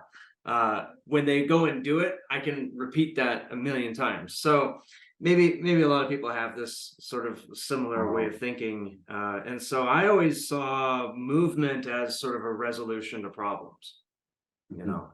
And so movement was always fascinating to me, and the Hong Kong style of movement really sort of perfected that, I felt, and so I was really, really attracted to that. How about you? When I went to America and start to work on TV show, Power Ranger show, and there's so many rules that the rating for the kids. Like for example, you can't do any explosion in front of people, because if explosion here, kids will think this guy's dead. So always need to be happening behind. That's why Power Rangers always boom, boom, explosion behind. A lot of things, so many, a lot of department person actually come to the set and look at it. Hey, Ken, stop. That looks like he punched human. He need to punch this creatures. Okay, but he just reach punch a little longer, but it looks okay for me. No, reshoot. Okay, sure. Kind of, they got so many strong rule in America, because I asked them why so many so care about it, and then they say because kids will do the same thing to after the movie or TV show, and then if they did it, why are you doing this? Because TV show does the same things. So that's why they learned it from TV. Does that happen in Japan? No, actually, Japan. Do you know, like Jump comics, so violent, but kids can watch. And Kamen Rider or Power Rangers show in Japan, they don't really care about this kids shows or not. You can see the red blood, or anything. You can get bruise on the face in the reading actors, because it's a fake show. And the kids We don't know. emulate that. They don't copy it. Well, they copy it to put in ketchup on the face, yes, but not for the real. You know what I mean? Why Because don't they? know. Why don't they do it? Because it's bad. We know. It's, I don't know if. Yeah, I guess Americans, yeah, we copy that stuff all the time. I mean, if we see somebody shooting a gun on screen, we go and shoot guns. It's just we just assume that that's gonna happen. That's why when Japanese games come out in America with the light gun, remember Virtual Cop had the light gun. It was orange in America, and then Lethal Enforcers was blue. But in Japan, you had a cool black gun. So we all imported the Japanese, Virtual Cop guns. But there was this concern in America that a black gun, a kid would take it out to the street and aim it at a police officer. We have a different culture. We'd have guns, so it's different. We don't have anyone, has own guns, because we don't need it, right? I mean, we think we don't need it, but American people, they always own the gun for the protections. Then do we have a katana every home or house? No, we don't get the katana, because we don't really use it, because it's a long time ago. But what if somebody attacks you with a katana? What are you gonna do? No, I never seen katana. So I mean, there's a rule that the sashimi knife has a specific length. That length of the a knife can able to carry, if you can explain who you are, like I'm chef or whatever. But normally, if we bring those like a sashimi knife to the park or anywhere, you get caught. So there's a lot of rules there. So we don't really. If I watch something in TV, someone swing all those katana in the park and then cut all the kids, but I don't think people will think, oh yeah, let's do it in the park. But America, when I first time go to America, I felt, really? What? For example, especially for the gun, there's always, I see some news over Michigan, or maybe go to school and shooting, and then policeman got a special POV camera. I saw all those video from YouTube. Oh, why people are using gun in America? Yeah, I mean, there's a logistic problem with removing guns from America, and that's that we have a 3,000-mile long border with Central America where illegal guns can come up very quickly. So, and there's a long, I mean, we have a history of guns in America, and we have, we share the continent with two other countries. And so the problem is not easily solved by just removing guns from America. Well, then and then we have it's a fundamentally different society, right? We have a lot of cultures here, and one would argue that Japan has only a few by comparison. And Japan's an island. America's not, so it's more difficult to control that stuff. Anyway, I'm not trying to be political, and I'm not trying to justify anything. There is probably an overblown misconception that guns solve problems in America. I don't think that that's true.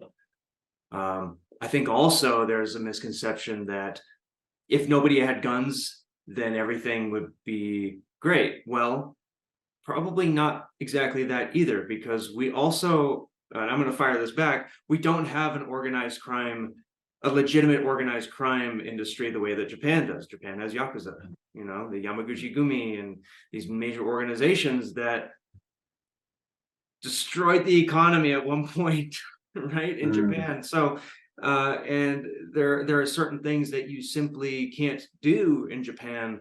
You correct me if I'm wrong, but there are certain things that you're expected just to not do, because you have organized crime that handles that stuff, and the organized crime still seems to be active.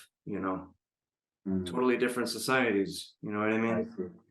Yeah, that's how my first surprise when I was on set, talking about a lot of violence issue. There's rated, but Japan, like, even they're not really speaking little child, but they still watching all those like zombie girl samurai concept anime, like a Demon Slayer that I mentioned earlier. That was like super violent shows, but a lot of kids likes it. I think also, when you have a society that values language, that values talking it through, like in Japan, language is very important there. And right, in America, language is different. It's different. It's valued differently here. Yeah, there's not as much emphasis. I don't know. Maybe I'm full of it, but the way that we describe violence, the way that we describe anything is very different than in Japan. We interrupt each other in America. Japan, you just don't have that, it seems, like polite society. In my daily life, if I'm walking down the street and I meet 5 people, they speak English very differently than me. And we're gonna have to figure out when we can interrupt, how hand signals work, what kind of word, like when I say, democracy or equality, they may not think they may disagree on what that means, so there's a lot of externalities on that. And I think that there's perhaps a good reason that producers have for restricting how much violence we give to our children here. It's just a thought. That could be something like a Japanese action style, or maybe different compared with the different other country, probably like a Hadouken, those like a Kamehameha type things too. I don't know. Those are Peru. From my knowledge, is coming from Japan, right? Those like a special attack. There you go. But anyway, sorry. I think I'll try to put those two different things together. But no, it's interesting. It's a really interesting topic, in my opinion. I appreciate you diving into it. It's uncomfortable, also, but again, I think that when you're in the action industry and you design violence for a living, I think you actually have an advantage in that you can explain this stuff better to people. So anyway, on that note, thank you so much for chatting. It's been very informative, and I love learning about your work and Japan, and I think that the more that we can understand each other, the better we are. And so thank you for offering your insights. ありがとうございます。Action Talks is available on YouTube, iTunes, and Spotify. Join my Telegram at t.me/Eric Jacobus. You can check out my studio at superalloyinteractive.com. My website and blog is at ericjacobus.com, and be sure to subscribe. Thank you.